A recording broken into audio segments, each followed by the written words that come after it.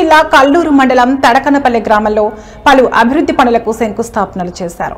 678.50 లక్షల రూపాయల వ్యయంతో నిర్మించిన అంతర్గత సీసీ రోడ్లు, 141 లక్షల రూపాయల వ్యయంతో కర్నూలు అనుగొండ రోడ్డు నుండి దొడ్డిపాడు వరకు నిర్మించిన తారు రోడ్డుకు శంకుస్థాపన చేశారు. అలాగే 2250 లక్షల రూపాయల అంచనా వ్యయంతో 2 వరుసల రహదారిగా వెడల్పు చేసి నిర్మించిన నన్నూరు, చిన్న టేకూరు, కె నాగలాపురం, గూడూరు, సి బెలగల్, ఎమ్మిగనూరు రోడ్ను సైతం ప్రారంభించారు. దాంతోపాటు 40 లక్షల రూపాయల వ్యయంతో NH 40 నుండి నన్నూరు ఎస్సీ కాలనీ చర్చి వరకు చేపట్టనున్న బీటీ రోడ్డు పునర్నిర్మాణం పనులకు శంకుస్థాపన చేశారు. జిల్లా ఇన్ఛార్జ్ మంత్రి, రాష్ట్ర జలవనరుల శాఖ మంత్రి నిమ్మల రామానాయుడు.